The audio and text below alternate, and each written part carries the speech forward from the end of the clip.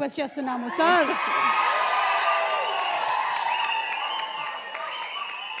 అందరికీ నమస్కారం.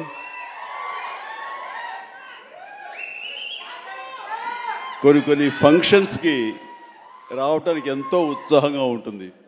వాళ్ళు పెద్దవాళ్ళ చిన్నవాళ్ళ ఎలాంటి వాళ్ళ నేను చూడనది. ప్రేమతో పిలిస్తే కనుక ఎస్ వస్తున్నానే అంటుంది. నాకు ప్రేమ కావాలి, అభిమానం కావాలి. అలాంటిది ఇక్కడ అభిమానం నాకు చాలా నిండుగా మెండుగా లభిస్తుండటంలో చూస్తున్నారుగా. ఇక్కడ ప్రతి ఒక్కళ్ళు అంత ప్రేమ కురిపిస్తుంటే ఇది ఆస్వాదించడానికి నేను వచ్చినందుకు నాకు చాలా చాలా సంతోషంగా ఉంది.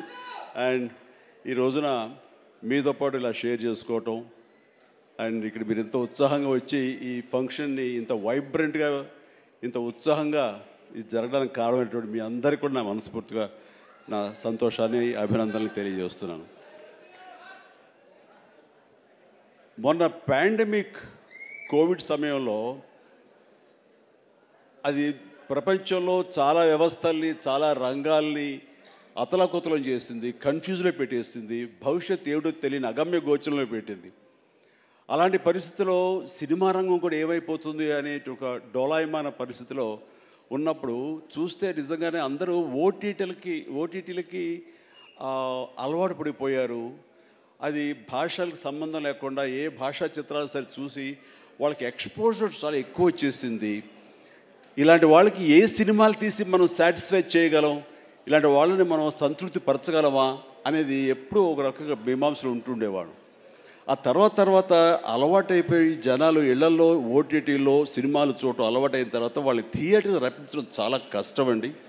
అన్లెస్ అది ఏదైనా ఈవెంట్ ఫిల్మ్స్ కానీ, బిగ్ హీరో ఫిల్మ్స్ కానీ, హై బడ్జెట్ ఫిల్మ్స్ కానీ థియేటర్లోనే ఆ సినిమా చూడాలి, ఆ ఎక్స్పీరియన్స్ మనం పొందాలి అనుకునే సినిమాలకు తప్ప చిన్న చిత్తగా సినిమాలకి రావడం చాలా కష్టం అన్నప్పుడు ఇదేమి కష్టకాలం మనకి ఇండస్ట్రీకి. ఈ సినిమా ఇండస్ట్రీ ఏమైపోతుంది, ఒక 5-6 పెద్ద సినిమాలను ఆడినంత మాత్రాన అది సినిమా ఇండస్ట్రీ ఓహో అంటూ కాదు. చిన్న సినిమాలు, చిత్ర సినిమాలు, అన్ని సినిమాలు ఇక్కడ ఎంతో ఉత్సాహంగా జరుపుకోవాలి. షూటింగ్లు ఎంతోమందికి ఉపాధి కల్పించాలి, ప్రతి ఒక్కరు కళకళలాడుతూ ఉండాలి. ఆ చిన్న సినిమాలు అవన్నీ ఏవైనా అన్నీ కూడా ఆడాలి, అప్పుడే పరిశ్రమ అలాగా సజావుగా కొనసాగుతుంటుంది అని అనుకునే మాలాంటి వాళ్ళకి అలా కోరిక నాకు ఒక రకమైనటువంటి చిన్న బెరుకు వచ్చింది. ఏ సినిమాలు చేయాలి, ఎలాంటి సినిమాలు చేసి రాణించాలని. కానీ అవన్నీ కూడా కరెక్ట్ కాదు. ప్రేక్షకుల్లో ఎప్పుడు తప్పు ఉండదు. ఏదైనా తప్పు ఉండి సినిమాలు ఆడలేదు, రాణించలేదంటే అది ఇదిగో స్టేజ్ మీద మా అందరి తప్పే తప్ప అది ప్రేక్షకుల తప్పు కానే కాదు. అది ఉదాహరణగా ఈ సంవత్సరం 2024లో ఆరంభంలో ఇక్కడ ప్రశాంత్ వర్మ ఉన్నాడు, తను సజ్జా తేజ వీళ్ళు చేసినటువంటి సినిమా హనుమాన్, ఆ సినిమాతో శుభారంభం అయింది. ఆ సినిమాని అనూహ్యంగా లోకల్గా అనుకున్నారు, కానీ ఆంధ్ర తెలుగు సినిమా కాదు, అది ఆల్ ఇండియా సినిమాపై అయిపోయింది. అక్కడి నుంచి ప్రారంభమైనటువంటి ఈ ఆదరణ, చిన్న సినిమాల పట్ల ఆదరణ, చిన్న సినిమాలు అనుకున్నవి, లో బడ్జెట్ అనుకున్నవి తీసిన సినిమాల్ని హై బడ్జెట్ సినిమాల్ని పెద్ద సినిమాలుగా మార్చారు మన తెలుగు ప్రేక్షకులు. అది అందులో దాని తర్వాత వచ్చినటువంటి మన వరుస సినిమాలు, నాకు పేరు వరుస గుర్తు రావట్లేదు, కానీ చాలా సినిమాలు అంటే నీహారిక తీసిన కమిటీ కుర్రవాడు కానివ్వండి, ఆ తర్వాత మన సిద్ధు జొల్లగడ్డ చేసినటువంటి టిల్లు సినిమా కానివ్వండి, ఆ తర్వాత ఆయ్ అనే సినిమా, ఇట్లా ఒకటేంటి చాలా సినిమాలు వరుసగా హిట్ అవుతూ ఒక్క సమ్మర్ మాత్రం అంత మంచి సీజన్ ఈ సినిమాలు లేకుండా చేసుకోవడం అది మన యొక్క జాప్యంలో జరిగినటువంటి పొరపాటే తప్ప. ఆ తర్వాత మళ్ళీ చూస్తే కనుక మొన్న దీపావళికి అమరన్ కానీ, కానీ, ఆ తర్వాత లక్కీ భాస్కర్ కానీ ఇవన్నీ కూడా ఎంత ఆదరణ పొందినాయి అంటే అది అంతా ఇంత కాదు. వీటి వెనకాల ఎవరు పెద్ద పెద్ద డైరెక్టర్స్ ఎవరు లేరు, పెద్ద పెద్ద యాక్టర్లు ఎవరు లేరు, ఇది కోటాను కోట్లు ఖర్చు పెట్టి తీసినవి కావు. బట్ కంటెంట్ అన్నది ఈ రోజున మన ఆయువు పట్టు. ఆ కంటెంట్ బాగుండాలి, సినిమాల్లో ఎంటర్టైన్మెంట్ పొందగలగాలి, వాళ్ళు ఇవ్వగలగాలి. మనం అది ఆస్వాదించడానికి ఎప్పుడు ప్రేక్షకులు రెడీగా ఉంటారు. అది అందుకు నేను అంటాను, ఏదైనా సినిమాలు ఆడవు, ఇక ఓటీటీకి అలవాటు పడిపోయారు, థియేటర్స్ రావడం అది కష్టం అనేది మాత్రం అవాస్తవం. ఈ రోజున మొన్న ఈ సినిమా వరుసలో మన సత్య ఇందులో ఉన్నాడు. సత్య చేసినటువంటి అలాగే మన కీరవాణి గారి అబ్బాయి చేసిన శ్రీ మత్తు వదలరా 2 ఎంత బాగుంది ఆ సినిమా, ఎంత సరదాగా ఉంది, ఆద్యంతో చాలా చాలా బాగుంది. ఇవన్నీ కూడా నేనే ఉత్సాహంగా సినిమాలు 2 సార్లు చూశాను ఆ సినిమా. ఇట్లాగా సినిమా బాగుంటే థియేటర్స్కి వస్తారు, చూస్తారు, వాళ్ళు ఎంటర్టైన్మెంట్ పొందడానికి వాళ్ళు ఎంత డబ్బైనా ఖర్చు పెట్టడానికి రెడీగా ఉన్నారు. అయితే ఆ సినిమా వాళ్ళకి అందేలాగా మనం చాకచక్యంగా తీయాలి, మనం శ్రద్ధాశక్తులతో తీయాలి. ఆ కంటెంట్ని మనం 1-2 సార్లు చెక్ చేసుకుంటే కానీ మనం బయటకు వదలకూడదు. ఎందుకంటే ఈ రోజున దాదాపుగా 125 సినిమాల దాకా ఇంతవరకు రిలీజ్ అయితే అందులో ఆల్మోస్ట్ 20% ఫిల్మ్స్ సూపర్ హిట్ అయినాయి. ఇది మంచి పర్సంటేజ్. అండ్ ఆ రకంగా ఈ రోజున ఈ జీబ్రా మంచి కంటెంట్ తోటి ఉందని అర్థమవుతుంది. ఇది వెరీ గుడ్ ఎంటర్టైన్మెంట్ ఉంది. ఇందులో మంచి స్టార్ కాస్ట్ ఉన్నారు, అందరూ వండర్ఫుల్ యాక్టర్స్ ఉన్నారు. అండ్ టోటల్గా ఇది మంచి ఎంటర్టైన్మెంట్తో పాటు ఒక క్రైమ్ ఎలిమెంట్, ఇప్పుడే విన్నాను ఫ్యామిలీ కూడా ఉంది, ఎమోషన్స్ ఉన్నాయని విన్నాను. ఖచ్చితంగా ఈ జీబ్రా మంచి హిట్. ఇప్పుడే రాశాను అక్కడ, ఈ బొమ్మ సూపర్ హిట్ అని. అవ్వాలి, అవుతుంది. అండ్ ఎందుకంటే ఇందులో నాకు కావలసినటువంటి నా మనుషులు అయితే ఏంటంటే ఇప్పుడు అదే అది కాదురా, నువ్వు వచ్చే వైజాగ్ నుంచి సంతోషమే, మరి బొమ్మలు నువ్వు వైజాగ్లో ఆడించాలి. అది అదే అలా అయితే బలవాడువే. మన హీరోది కూడా అదే ఊరే. కూర్చోరా కాసేపు. సో ఈ ఇందులో సత్యరాజు గారు ఉన్నారు, సత్య ఉన్నాడు, అండ్ సునీల్, అందరికి మించి నా బ్రదర్.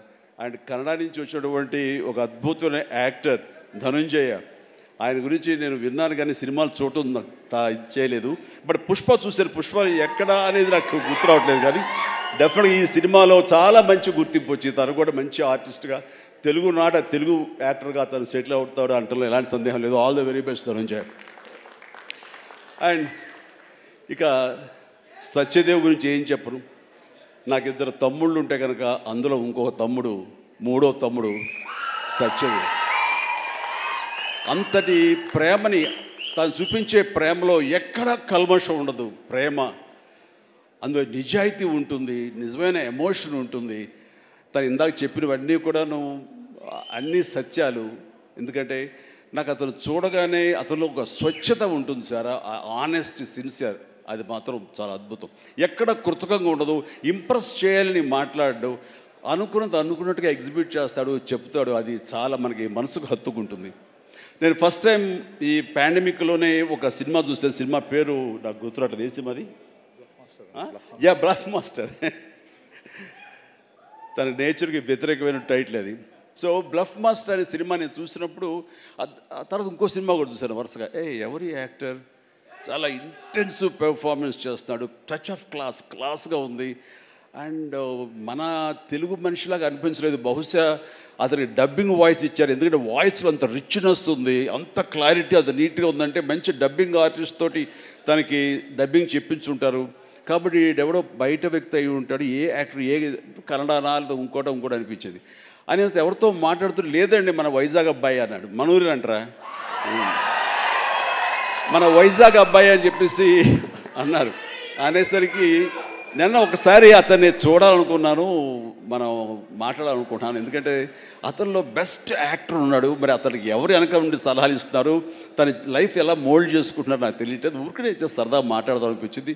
నాకున్న ఇంప్రెషన్ తనతో షేర్ చేసుకుందాం అనిపిస్తుంది. అంటే వెంటనే ఫోన్ వెళ్ళటం ఏంటి, అప్పుడు ఫ్లాట్స్లో నుంచి అపార్ట్మెంట్స్ నుంచి బయటికి వచ్చే ప్రసక్తే లేదు. అక్కడ వాళ్ళ యూనియన్ ఏదో ఉంటే కనుక వాళ్ళ స్పెషల్ పర్మిషన్ తీసుకుని అప్పుడు రోడ్డు మీద వచ్చి నన్ను కలవడం జరిగింది. చూడగానే నా పేరు సత్యదేవ్ అండి అది అన్నాడు. అన్న తర్వాత ఓకే వెరీ గుడ్, చాలా బాగా చేస్తాడు. కాసేపు పిచ్చాపడి మాట్లాడుకున్న తర్వాత సార్ ఇక్కడ ఇందాక నాడే అది పచ్చబొట్టు అని కాదు, అది పడ్డ మచ్చ, అది నేల మీద. అది ఎందుకు పడ్డావు ఏంటది అంటాను.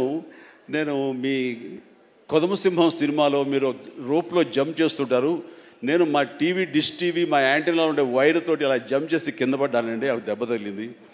అయిన తర్వాత మీ ఇంపాక్ట్ ఎంత ఉంటుందని మీకు ఈ విషయం చెప్పాలి. దీన్ని కుట్లించడం కోసం మా నాన్నగారు హాస్పిటల్కి తీసుకెళ్ళారు. అప్పట్లో మత్తు గిత్తు లోకల్ ఇంజక్షన్స్ ఇవ్వలేదు. దాన్ని అట్లాగే నేను భరించలేక ఏడుస్తుంటే, అరే చిరంజీవి అయితే అసలు నవ్వుతూ అది కుట్టించేసుకుంటాడు అంటే, అది వేసిన 5-6 కుట్లు నేను నవ్వుతూనే ఉన్నాను, పెయినే తెలియలేదు. అది మీ మహిమ నా మీద, అది దాని ఇంపాక్ట్ ఉంటుంది. అంటే నేను ఏదైనా మైకువా లేకపోతే ఏంటి ఎనస్థిషియా లాంటి వాడినా ఏంటి. అండ్ తనకి అంత ప్రేమ, ఆ ప్రేమ మత్తులో ఆ పెయిన్ కూడా తనకు తెలియలేదన్నమాట. అది చెప్పినప్పుడు చాలా ఇంప్రెసివ్గా అనిపించింది. Such a coincidence. తను ఆ మాట చెప్తున్నప్పుడు దాని వెనకాల నా దగ్గర ఒకే ఒక పెద్ద వాల్ పోస్ట్, పెద్ద పెయింటింగ్ ఉంటుంది. అది కొదవ సింహంలో పెయింటింగ్ అనమాట. క్యాప్ అది పెట్టుకొని, సిగార్ నోట్లో పెట్టుకొని, ఇదేనండి ఇది చూసే అన్నాడు. అంటే దాన్ని ఆ ఫోటో ముందు తను మళ్ళీ ఇంకో పిక్చర్ తీసుకుని అలాగే వీళ్ళు అక్కడి నుంచి మా పరిచయం, మా మీటింగ్స్ అప్పుడప్పుడు అనేది చాలా రోజులు ఇప్పుడు ఒకసారి వస్తారంటే రా అని చెప్పడం అలాగా జరుగుతుంది. అంత మంచి యాక్టర్కి సరైన సినిమాలు పడటం లేదు అనేది మాత్రం ఎక్కడ నాకు కొంచెం ఉంది. అంటే హీరోగా ప్రయత్నం చేస్తున్నాడు, హీరో అనేది కాకుండా వెర్స్టైల్ యాక్టర్ అనిపించుకోవడంలో మాత్రం తన నటనకి హద్దులు ఎల్లలు లేకుండా చేసుకుంటే మరింత ఉన్నత స్థాయికి వెళ్తాడు. ఆ తర్వాత ఇతను ఏ స్థాయిలో ఉండాలి, ఏ పాత్రలో ఉండాలి, ఏ హీరోగా సెటిల్ అవ్వాలి ఏంటంటే ప్రేక్షకులు నిర్ణయిస్తారు. దాని ప్రకారం మనం ముందుకు వెళ్ళిపోవచ్చు అంటూ గాడ్ ఫాదర్లో ఎవరో నార్త్ హీరోస్నో లేకపోతే ఇంకో హీరోస్నో బయట లాంగ్వేజ్ హీరోస్నో తీసుకొస్తే మనకింత పొటెన్షియల్ ఉన్న ఒక ఆర్టిస్ట్ ఉన్నాడు, అతన్ని ఆ క్యారెక్టర్ పెట్టుకుందాం అని అంటే కొంచెం రెసిస్టెన్స్ వచ్చింది. ఎందుకంటే మనవాళ్ళు అనగానే లోకువ. కానీ అతని పొటెన్షియాలిటీ, అతని టాలెంటు, అది ఎలాగా డెలివరీ చేస్తాడో తెలిసి నాకు ఐఎమ్ వెరీ మచ్ కాన్ఫిడెంట్ ఆ యొక్క నాకు ఎదురుగా నిలబడే ఆ పాత్రలో చాలా అత్యద్భుతంగా చేయగలడని చెప్పేసి ఆ సినిమాలో నేను చెప్పాను కాబట్టి స్ట్రాంగ్గా ఒప్పుకున్నారు. ఇందాక తను చెప్పినట్లుగా తను అంతకంతగా ఆ దాంట్లో రాణించాడు, మెప్పించాడు, ఒప్పించాడు. ద ఫెంటాస్టిక్ పెర్ఫార్మెన్స్ ఇచ్చి ఆ సినిమా అంత ఎత్తుకు వెళ్ళటానికి, ధీటుగా నాకు నిలబడి చేయడానికి తను కారణమయ్యాడు. అలాంటి సత్యదేవ్ నా నమ్మకాన్ని నిలబెట్టాడు. ఇందాక అది ఆ మాట తను అన్నప్పుడు మనస్ఫూర్తిగా దాన్ని నేను ఆహ్వానిస్తున్నాను, ఆస్వాదిస్తున్నాను. అండ్ తనకి ఇంకా ఎంతో మంచి బ్రైట్ ఫ్యూచర్ ఉంది. ఎందుకంటే సత్యదేవ్ లాంటి వెర్స్టైల్ యాక్టర్స్ మనకి తెలుగులో కరువైపోయారు. తను పరిధిని లిమిట్ చేసుకోకపోతే, ఎక్స్పాండ్ చేసుకుంటే బోల్డ్ అనే అవకాశాలు తనకు వస్తాయి నేను చూస్తాను కూడాను. అండ్ అలాంటి ఈ సినిమాలో తను ఒక మాస్ హీరోగా కామెడీతోటి, చాలా చక్కగా సెటిల్డ్ కామెడీతోటి, ఒక యాక్షన్ తోటి ఈ సినిమాలో తనకి మంచి భవిష్యత్తు మళ్ళీ ఏర్పడుతుందని నేను భావిస్తున్నాను. అండ్ నా తమ్ముడుగా సత్యదేవ్కి ఆల్ ద వెరీ బెస్ట్ చెప్తూ ఈ సినిమా తనకి అద్భుతమైన విజయం చేకూరాలి. Please god bless really. నిజంగా ఇంకా నేను మరింత ఎత్తులు చూడాలి సత్యదేవ్. చూస్తాను కూడా.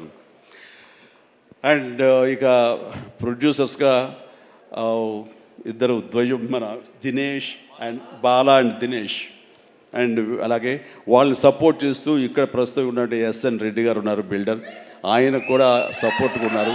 వీళ్ళందరూ లాభాపేక్షతో కాకుండా ఒక ప్యాషన్ తోటి వాళ్ళు రావటం. సినిమా అంటే ఏం తెలియదు, సినిమా అంటే ఇష్టం కాబట్టి ఆయన కూడా ఓకే అంటే ఆయన ఇందులో కావాల్సినంత బడ్జెట్గా హై బడ్జెట్ అయిందని వింటున్నాను. బట్ దానికి పెట్టడం, దాన్ని ఈ యొక్క Eshwar Karthik director, wonderful director. ఎందుకంటే ఆయన సినిమా పెంగ్విన్ అని తమిళ్లో నేను చూశాను సినిమాని పాండమిక్ టైంలోనే. And very refined actor, director. ఆయన ఈ సినిమాకు చాలా చక్కగా చేశారని తెలిసింది. అండ్ డెఫినెట్లీ ఆ టీం అందరికీ కూడా అద్భుతమైనటువంటి విజయం ఈ సినిమా చేకూర్చి వాళ్ళకి మరింత పైకి వెళ్ళడానికి ఎంత దోహదపడుతుందని చెప్పేసి నేను మనస్ఫూర్తిగా విష్ చేస్తున్నాను. అండ్ అలాగే హీరోయిన్స్ వాళ్ళకి అంటే ప్రతి ఒక్కరికి, టీంలో ఉన్న ప్రతి ఒక్కరికి నా హృదయపూర్వక అభినందనలు తెలియజేసుకుంటూ నాకు ఈ అవకాశం ఇచ్చేందుకు ధన్యవాదాలు తెలియజేస్తున్నాను. All the very best. Chiranjeevi గారిని ఒక్కసారి వేదిక మీద ఉండవలసిందిగా రిక్వెస్ట్ చేస్తూ ఆహా శ్రీనివాస్ గారిని కూడా వేదిక మీదకి రావాల్సి